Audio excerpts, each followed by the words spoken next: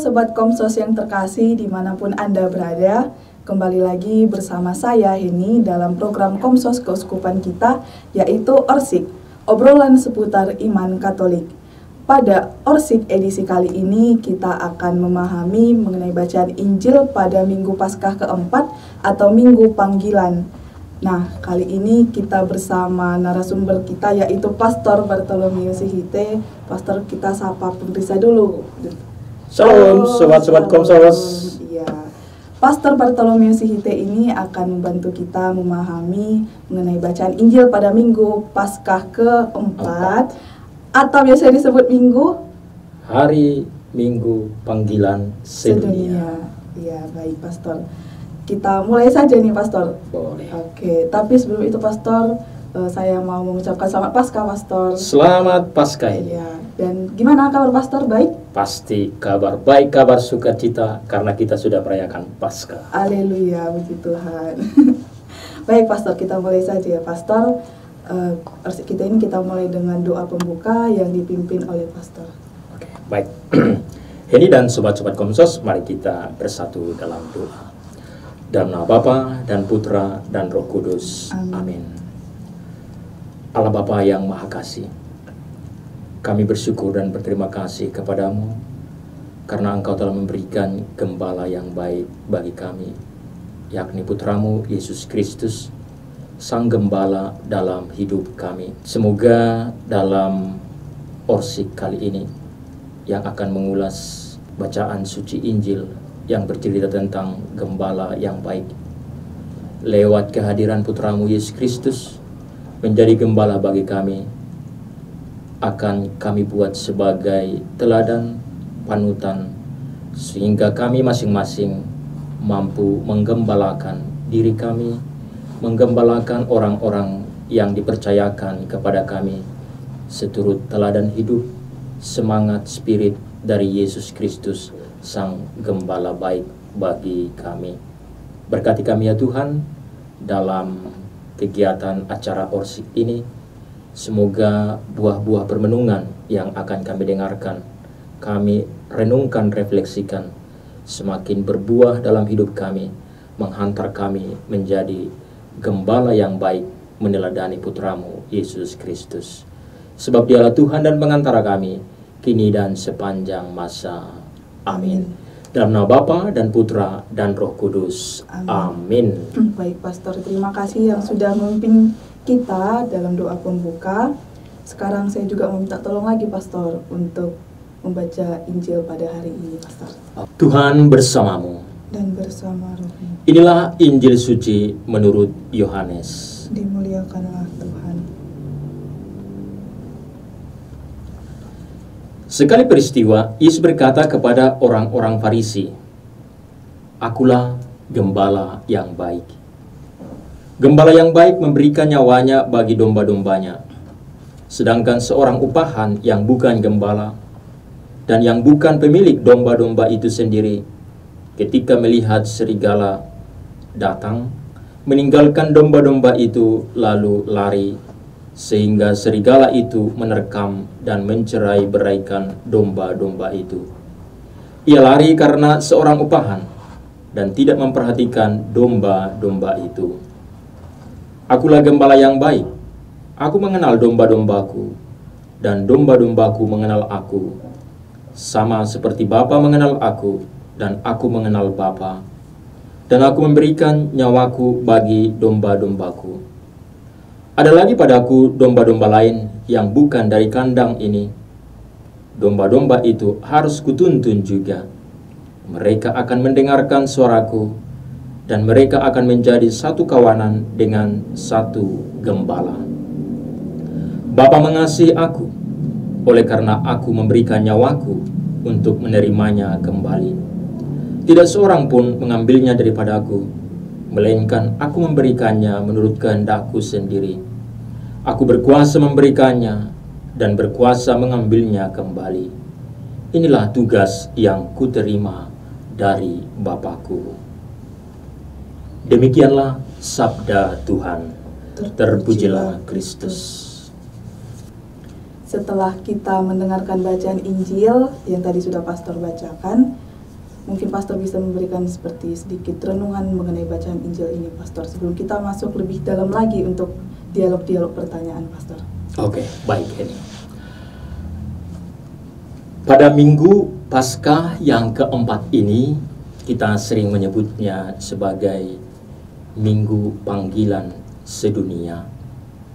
Dan dalam Minggu Panggilan Sedunia ini, diketengahkan kepada kita bacaan suci Injil dari Yohanes, yang di sana pemeran utamanya itu adalah Yesus sebagai gembala yang baik. Bila kita membaca perikop ini dari perikop Injil Yohanes bab 10 ayat 11 sampai 18, dua kali Yesus menyebut dirinya sebagai gembala yang baik. Pertama, dia mengatakan, "Akulah gembala yang baik." Apa makna gembala yang baik di sini? Makna yang pertama yakni karena dia memberikan nyawanya kepada domba-dombanya. Memberikan nyawanya ini dikontraskan dengan seorang upahan, gembala upahan. Di mana yang upahan itu ketika datang tantangan, datang ancaman, dia akan meninggalkan domba-domba itu. Dia lebih utama menyelamatkan dirinya daripada menyelamatkan domba-domba yang sedang digembalakannya. Maka Yesus mengatakan, "Akulah gembala yang baik," karena dia pertama sekali menyerahkan nyawanya, menjagai kawanan ini agar kawanan domba ini selamat. Itu yang pertama. Yang kedua, bahwa Yesus mengatakan gembala yang baik dalam arti yang kedua itu adalah karena dia sungguh-sungguh mengenal kawanan domba itu. Apa yang mau dikatakan lewat "aku mengenal domba-dombaku dan domba-dombaku mengenal suaraku"? Persis seperti tidak asing bagi kita seorang gembala yang memiliki misalnya kawanan kerbau atau kawanan sapi. Ketika dia berteriak atau ketika dia memanggil kawanan domba itu, pasti didengarkan suaranya. Demikian juga ketika jauh dia, domba-domba ini mengenal suara kawanan domba itu, sehingga penggembala itu. Sehingga ketika dikatakan bahwa Yesus mengenal domba-dombanya, bukan pertama-tama dari segi kognitif, pengetahuan, tidak. Tetapi ketika dia mengatakan "aku mengenal", artinya bahwa dia ada kaitannya dengan yang pertama, menyerahkan dirinya, bahwa dia ingin mempersatukan semua kawanan domba ini, dan lebih penting lagi, yang lebih ditekankan lagi di sana, yakni soal dia mengasihi kawanan domba itu. Jadi dua hal yang sangat bermakna di sini ditekankan, akulah gembala yang baik. Yang pertama, dia menyerahkan nyawanya, dan yang kedua, dia mengenal domba-domba itu. Apa maksudnya? Supaya domba-domba itu selamat dan bersatu dengan dia dalam satu kesatuan. Itu maknanya ini. Kenapa Yesus mengatakan akulah gembala yang baik, yakni Yesus itu sendiri. Demikian. Baik, Pastor, terima kasih. Tadi Pastor menyinggung soal kawanan domba. Yesus itu seorang gembala yang baik, yang mengenali dombanya dan kawanan dombanya. Pada Injil dikatakan ayat 16, Pastor, "Ada lagi padaku domba-domba lain yang bukan dari kandang ini. Domba-domba itu harus kutuntun dan mereka akan mendengarkan suaraku." Nah, apakah maksud dari perkataan Yesus itu orang yang tidak mengenalnya atau orang yang tidak percaya kepadanya, Pastor? Ya, perumpamaan tentang gembala yang baik ini dia sangat khas dia dalam Perjanjian Lama. Bisa kita nanti rujuk dalam Yesaya ayat 34 itu, tentang bagaimana seorang gembala itu dilukiskan di sana. Tetapi kehadiran Yesus, kita tahu bahwa Yesus adalah seorang Yahudi, lahir di tengah-tengah budaya berbangsa Yahudi. Tetapi kehadirannya bukan hanya untuk orang-orang Yahudi ini, tetapi justru dia hadir untuk orang-orang yang bukan Yahudi. Maka ketika Yesus mengatakan ada juga domba-domba yang lain yang berada di luar kawanan ini, tapi aku juga datang untuk mereka. Artinya bahwa Yesus itu bukan hanya untuk yang orang Yahudi ini atau untuk kita, bukan hanya untuk orang yang Katolik, tetapi dia hadir untuk semua yang mendengarkannya dan untuk semua yang mengimaninya, yang percaya kepadanya. Apa maksudnya? Maksudnya ketika kehadiran Yesus, dia mau supaya semuanya satu bersama dengan dia, satu bersama dengan Allah Bapa yang sering disebut dengan ut unum sin.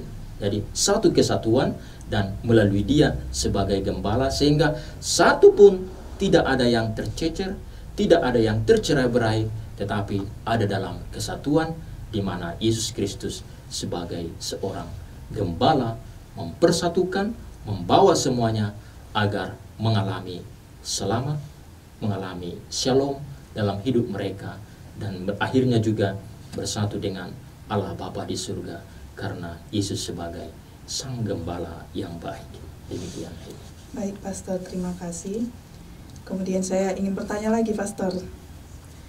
Pada Injil juga dikatakan bahwa Yesus berkata, "Aku berkuasa memberikannya dan berkuasa mengambilnya kembali." Ini Yesus berkata seperti ini, maksudnya apa sih, Pastor? Ini ada kaitannya dengan yang saya katakan tadi, di mana Yesus sebagai gembala yang baik yang menyerahkan nyawanya. Artinya dia menyerahkan nyawanya untuk menebus dosa-dosa kita semua, yang dianalogikan sebagai kawanan domba itu. Kita tahu bahwa Yesus mati sengsara, mati tersalib di Bukit Golgota, di kayu salib.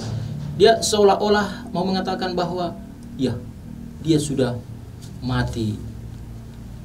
Dia tidak berkuasa atas hidupnya karena dia mati di kayu salib.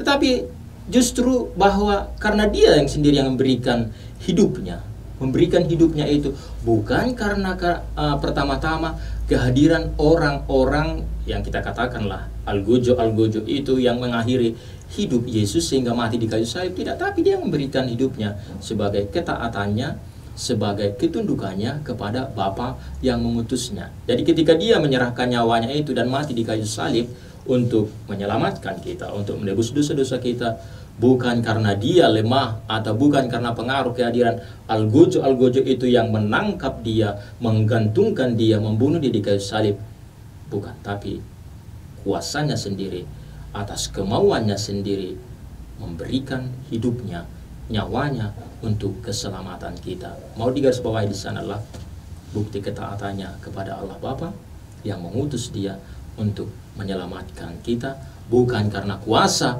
pengaruh orang-orang yang menangkap dia, yang menggantungkan dia, dan yang membunuh, mematikan dia di kayu salib, tapi karena murni dari diri sendiri yang memberikan hidupnya mati di kayu salib. Demikian.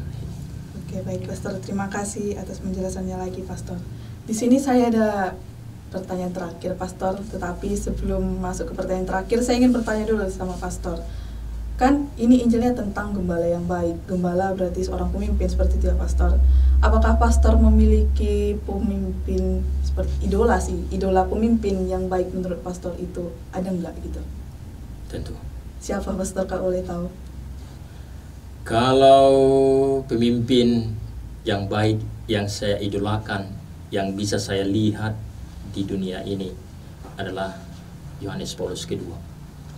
Santo Yohanes Paulus kedua itu idola pemimpin bagi saya. Tetapi jauh melebihi itu, bahwa pemimpin yang selalu kita idolakan, yang selalu kita teladani, yakni adalah Yesus Kristus. Begitu dia ini. Berarti tidak jauh-jauh juga dari ini ya, Pastor? Iya. Yesus sendiri adalah jawabannya.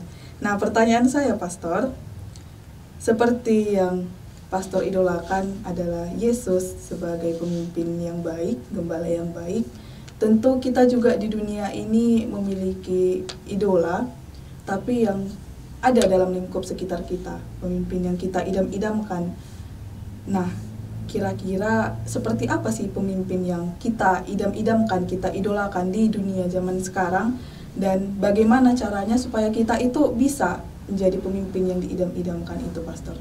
Oke, baik. Saya sebagai imam, sebagai pastor, tentunya merujuk pada siapa pemimpin, siapa gembala yang pantas kita teladani, yakni sebagaimana dalam Injil hari ini, Yesus Kristus sendiri. Mengapa? Dalam teladan hidupnya, dalam perkataannya, dan dalam semua totalitas hidupnya itu menunjukkan itu semua. Nasihat-nasihatnya, ajarannya kepada para murid, dan itu yang masih sampai aktual hingga saat ini. Dikatakan tadi dalam dua pengantar yang saya katakan itu, sebagai gembala yang baik yang menyerahkan nyawanya bagi kawanan domba-dombanya, bukan mempergunakan domba-domba ini untuk mengeruk keuntungan baginya, tapi memberikan teladan contoh, bahkan menyerahkan hidupnya untuk menyelamatkan ini. Maka kehadiran seorang imam, seorang gembala juga sebagai alter Kristus, mau membawa umat yang dipercayakan kepadanya untuk sampai kepada Tuhan. Itu menyerahkan hidupnya. Dan juga mengenal. Artinya seperti yang tadi yang saya katakan, tidak hanya kognitif, tapi hadir, real, mengenal, bukan hanya secara kognitif, tapi lebih dari situ. Bahkan ketika dia belum berbicara, belum menyampaikan apa keluhannya, karena sudah lebih mengenal, dia sepatutnya dan seharusnya sebagai gembala yang baik itu memahami, mengerti kawanan domba yang dipercayakan kepadanya. Intinya, apa yang mau dibuat, yang telah dibuat oleh Yesus itu sebagai teladan dan semangat hidup kita. Kalau mau jadi besar juga harus menjadi orang kecil. Kalau mau jadi terdepan juga harus menjadi seorang hamba. Dan ini sangat aktual hingga saat ini, baik dalam dunia religius, dalam konteks keagamaan, maupun juga dalam konteks pemerintahan, bahwa Yesus sebagai gembala, sebagai pemimpin, sungguh-sungguh aktual untuk diteladani di zaman ini. Tapi saya mau katakan lagi bahwa seorang gembala yang baik, seorang pemimpin yang baik yang mau diteladani itu tidak hanya untuk para imam itu, tapi juga untuk bapak atau pimpinan keluarga atau kepala keluarga dalam keluarga-keluarga, bahwa mereka juga sudah sepatutnya, seharusnya juga meneladani Yesus Kristus sebagai pemimpin, sebagai gembala yang baik atas domba-domba yang dipercayakan kepada mereka. Demikian ini. Baik, Pastor. Terima kasih atas jawaban-jawabannya, Pastor. Sebelum kita selesai nih, Pastor, Orsi edisi kali ini saya juga meminta sama Pastor untuk memberikan pesan singkat atas bacaan Injil pada Minggu Paskah keempat ini, dan kaitannya sama Minggu Panggilan, karena kita saat ini merayakan Minggu Panggilan seperti itu, Pastor. Baik, ada 3 hal yang mau saya sampaikan berkenaan dengan hari Minggu Panggilan sedunia pada Minggu Paskah yang keempat ini. Dan ini juga menjadi ajakan untuk kita semua. Lewat bacaan suci hari ini dan beberapa penjelasan, mau mengatakan dan mengajak kepada kita semua untuk menjadi pengingat bagi kita bahwa para imam, para religius, untuk menjalani hidup mereka sebagai pembimbing, sebagai gembala yang penuh perhatian terhadap orang-orang yang dipercayakan kepada mereka. Sebagai imam, sebagai religius, tentu ada kawanan domba yang disebut sebagai umat yang dipercayakan kepada mereka. Maka merujuk kepada semangat Yesus Kristus sebagai gembala yang baik. Itu yang pertama. Yang kedua, kita juga memohon kepada Tuhan agar mengutus gembala yang baik untuk berkarya, untuk mendasarkan kerajaan Allah di dunia ini. Tetapi itu tidak jatuh dari langit. Itu berproses dari keluarga. Saya ingat persis selalu dikatakan oleh Monsignor kita, Monsignor Franz Naga, jangan meminta calon-calon imam itu lebih banyak dari kami. Jangan meminta imam itu dari kami, tetapi justru terbalik. Harus kita yang meminta calon-calon imam itu dari keluarga. Maka siapa yang menghasilkan imam ini sebagai nanti pengganti-pengganti gembala-gembala yang baik ini adalah keluarga. Maka di sini ada kerjasama yang baik antara para imam religius dengan keluarga untuk memberikan putra-putra terbaik mereka menjadi calon-calon imam. Maka untuk menjadi gembala yang baik itu, berikanlah tentunya anak-anak yang terbaik dari tengah-tengah keluarga. Kalau mau bahwa umat mengharapkan, menginginkan gembala yang baik itu, utuslah anak-anak yang baik itu juga ke seminari untuk dibimbing, dididik untuk menjadi imam dan gembala yang baik seperti Yesus. Dan yang ketiga, yang terakhir, yang tak kalah pentingnya, kita juga berdoa. Saya mengajak para umat untuk berdoa kepada para imamnya, kepada biarawan-biarawati, kepada religius, dan kami juga berdoa untuk keluarga-keluarga agar kita masing-masing sungguh bertanggung jawab atas panggilan hidup kita. Yesus tidak hanya memutuskan bahwa panggilan menjadi imamlah yang paling tepat, tidak. Tetapi Yesus juga menghargai panggilan untuk hidup berkeluarga. Maka masing-masing saling mempertanggungjawabkan ini. Yang imam religius, panggilan khusus ini, mereka juga mempertanggungjawabkannya dengan baik di hadapan Tuhan untuk menjadi gembala yang baik.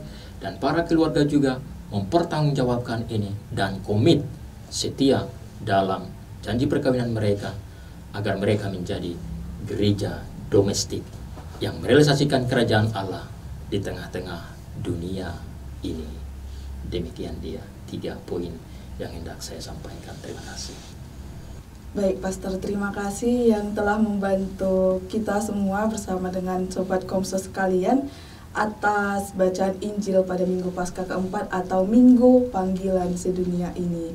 Nah, Pastor, karena kita sudah di penghujung acara nih, Pastor, di penghujung orsik kita, saya juga meminta tolong lagi, Pastor, untuk membawakan kita dalam doa sekaligus berkat penutup, Pastor.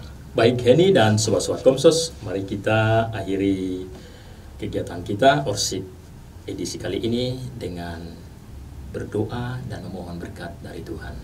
Dalam nama Bapa dan Putra dan Roh Kudus. Amin.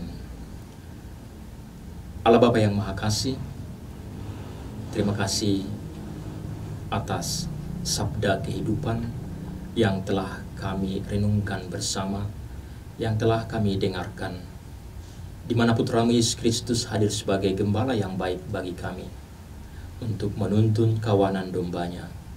Dia telah memberikan teladan, contoh secara total dalam hidupnya untuk kami teladani, untuk kami realisasikan dalam hidup kami. Bantu kami ya Tuhan dengan tuntunan Roh Kudus-Mu agar kami sebagai gembala, agar keluarga-keluarga juga sebagai gembala di tengah-tengah keluarga mereka memampukan kami untuk meneladani, menghidupi teladan dan semangat Yesus Kristus sebagai gembala dalam hidup kami. Sehingga lewat kehadiran kami menjadi gembala yang baik, kerajaan Allah di dunia ini semakin nyata, semakin dirasakan, dan semakin dialami oleh orang-orang yang kami gembalakan. Ini semua kami mohon kepadamu dengan pengantaraan Kristus Tuhan kami. Amin. Tuhan bersamamu dan bersama rohmu. Semoga kita sekalian dan saudara-saudara terkasih dibimbing, dilindungi, dan diberkati oleh Allah yang Maha Kuasa, Bapa dan Putra dan Roh Kudus. Amin. Terima kasih sekali lagi Pastor yang sudah membantu untuk memahami lebih dalam mengenai bacaan Injil. Baik Sobat Orsik yang terkasih, tibalah kita di penghujung Orsik kali ini. Dan sekian dari saya Heni dan juga Pastor Barto dalam Minggu Paskah keempat atau Minggu Panggilan Sedunia. Semoga kita tetap meneladani Yesus Kristus Sang Gembala kita. Selamat Paskah. Shalom. Shalom.